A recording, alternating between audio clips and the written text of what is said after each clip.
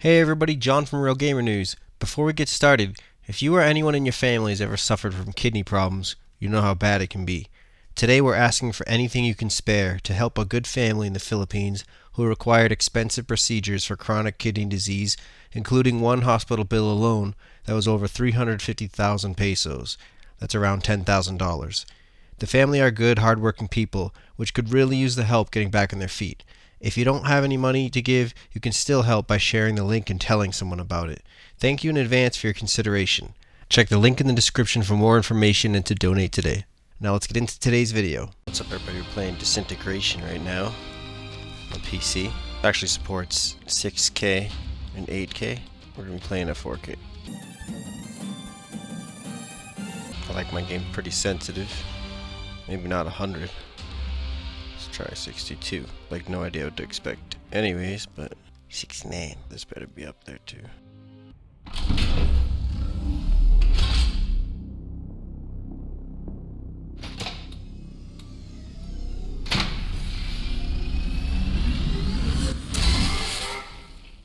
Devastating storms. Economic collapse. Rampant disease. Our world can be a terrifying place, but it doesn't have to be. Here at Sangfroid, we have perfected the process of integration. Through this simple procedure, you can preserve the very best part of yourself, the one organ that defines you as you, and replace your vulnerabilities with invincible technology.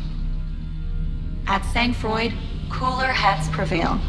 And just consider who's getting integrated these days. Hey there. Remember me? I'm Romer Show.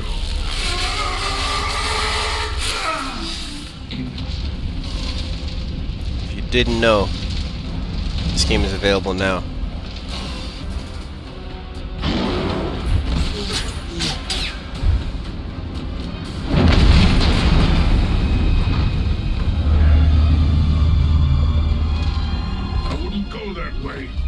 It's a long way down.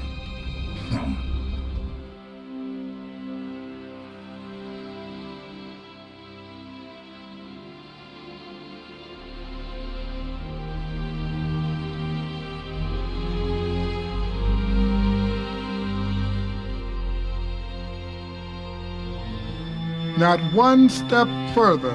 Whoa. Hey, we're friendly towards naturals. You need to move aside. I'll do no such thing. And if you can't find this ability to use an honorific, you can at least use my name. Wagoner. This game is like if the world was ending, you decide to put your Call of Duty skills to use. Try to save the world. So you put your body into a robotic body. Put your mind into your brain into a robotic suit. Replace your limbs and all your organs with high-tech machinery. But you probably regret it the day you wake up and find out that you have this massive debt to pay for all those upgrades. It's a classic sci-fi tale, but told in a futuristic way here.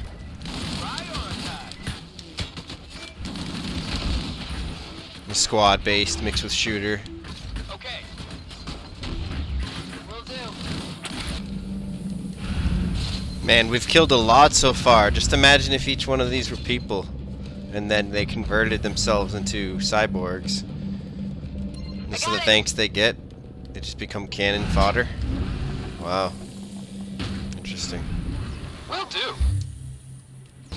So these ones with the red eyes, the white and red robot suits, they become soldiers to pay back their debt for their robot bodies.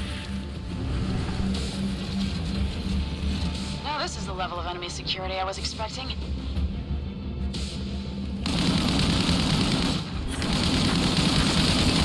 This area is too crowded. Let's move back down to the clearing for extraction.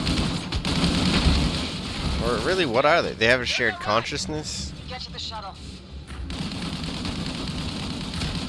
They have a shared consciousness. See, that's one of the risks of the singularity if you become a robot. I've actually thought a lot about this.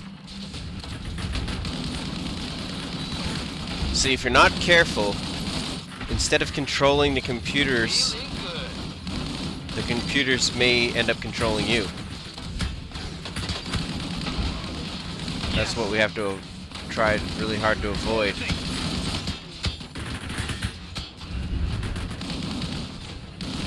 So, like Elon Musk wants to invent controllers, basically, like for your brain to control the computers, interface with AI, but it's really to compete with AI, according to Elon Musk. It's so that humans are not irrelevant if AI happens to be super intelligent.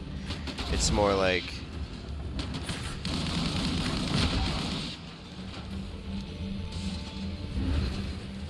we will use the technology for our own benefit. So what do I want on PlayStation 5, okay? One thing I'm really hoping for is Killzone 5, a multiplayer focused, Killzone 2 inspired type of game. You know, with that gritty feel, the dark grays and everything. It's been a while. I also want to see them work in haptics, so that what type of gun you have, the different bullets that you use and everything like that will really change how the controller feels. And Killzone 2 is really one of the best looking, best playing online multiplayer shooters during its time.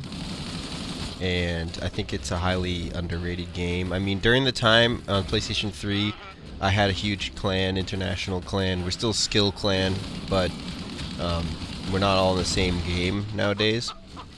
But back in those days on PlayStation 3, it's like we all started together on Warhawk, and then we hopped over to Call of Duty. We kind of kept both of those games going at the same time. You know, some people played Battlefield, but we never really got deep in the clan on that. But anyways, then we would jump from like Resistance 2 and Killzone 2 and games like that. Killzone 2 is just phenomenal, man. And really, the maps that were made for it are some of the best shooter maps that's ever been made. You know, the way that the teamwork worked and the way that the weapons were balanced was unique compared to other games.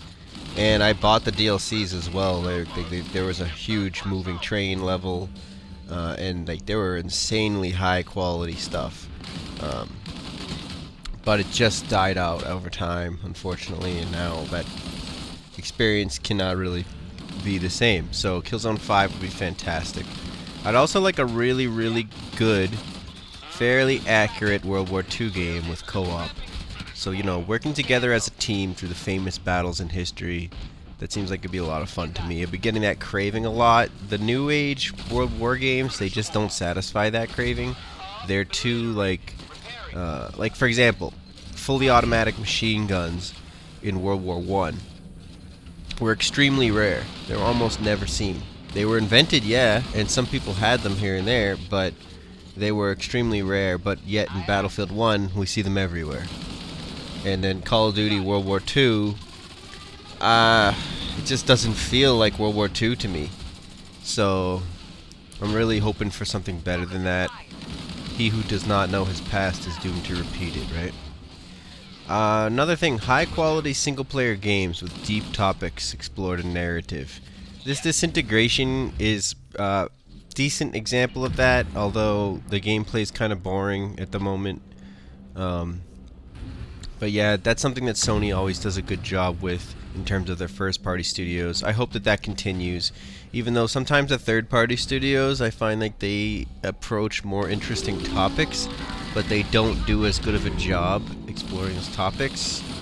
So maybe Sony needs to get more risky with which topics they allow their first-party studio to pursue, or third party needs to get better at the execution, really like follow through on that. If they say that they want to release less games and make more money from less games, you need to really make really good games. Next up, a high quality space traveling game with online multiplayer, like what No Man's Sky and Destiny sort of seemed to be to people before it came out and found out it's not. We will need to revisit No Man's Sky as soon as it seems it's been vastly improved through free updates, but the original promise ultimately couldn't be delivered.